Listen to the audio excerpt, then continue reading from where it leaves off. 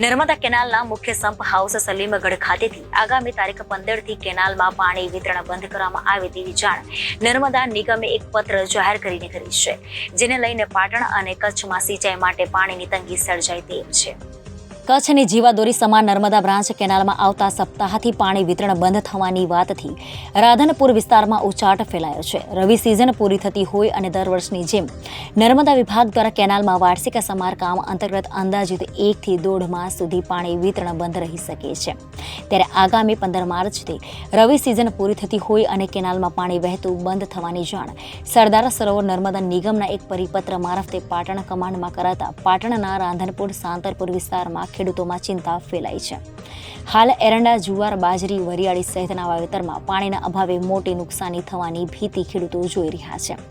તારીખ 15/3/2024 સરકારના આયોજન મુજબ પાણી વહેવાનું બંધ કરવામાં આવનાર હોય કોઈ પણ જાતનું ઉનાળુ સિઝન વાવેતર કરવું નહીં, તેમજ નહેરોમાં ઉનાળામાં નહેર દ્વારા સિંચાઈ માટે તેમજ સિંચાઈ માટેના તળાવો ભરવા માટે નહેરોમાં પાણી છોડવા માટે આગ્રહ કરવો નહીં।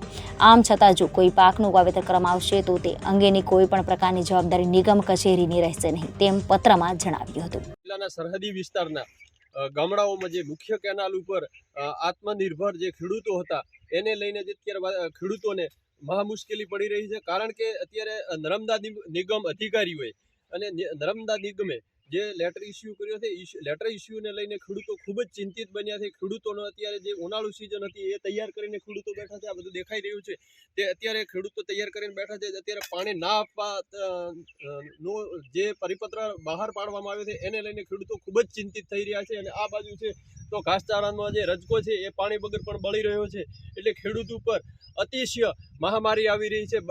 સરહદી વિસ્તારમાં વાવાઝોડું, કમોસમી વરસાદ અને ચોમાસું સિઝન પણ નિષ્ફળ ગઈ, ઉનાળુ સિઝન પણ અત્યારે કરી શકે તેમ નથી અને રવિ સિઝન પણ ખેડૂતોને નુકસાન ગઈ। એટલે વારે ઘડીએ સરકાર ખેડૂતને આત્મનિર્ભર બનાવવાની જે વાત કરી રહી છે અને હમણાં પણ એક કાકા બોલ્યા છે કે જે સરકાર 2000 રૂપિયા આપે છે, 2000 એ શું થાય, એક ખાતરની પણ બેગ પણ કે થેલી આવતી નથી। તો સરકાર અને જે નર્મદા નિગમ તંત્ર જો ખેડૂતો સામો જે જોઈ અને જો તાત્કાલિક ધોરણે કંઈક ઉપર નિર્ણય લઈ અને પાણી સત્વરે ચાલુ કરે અને પાણીની રાહત જો 1 મહિનોથી 1.5 મહિનો આપે તો ખેડૂતોનું અને પશુપાલકોનું પશુપાલન નિભાવી શકે તેમ છે। જય હિન્દ, જય માતાજી। થોનાજી રાજપૂત, બનાસકાંઠા। કેનાલ બંધ થાય ને નર્મદા, પણ આ તો અમે તો આ બધું પેસ કરીને બેઠા। શિયાળુ સિઝનમાં કોઈ મળ્યું નહીં, અત્યારે ઉનાળુ આ બધું કરવાનું, આમાં કોઈ લેવાનું નહીં। આમ તો સરકાર કહે છે અમે તમારી મદદ કરવાનું, 2000 રૂપિયા આલા, 2000 રૂપિયા તો કોઈ થતું નહીં। એટલે આવુંમાં જો આ બધું બંધ કરવાનું કરે એટલે અમારું એવું હશે કે આ ચાલુ રાખે તો સારું કહેવાય। ખેડૂતોને તકલીફ ઘણી છે, એમાં ઉનાળે ઘાસચારા સારું શું કરવું એટલું ઘણું હવે। Reporter Thanaji Rajput, Janadesh news, Banaskantha.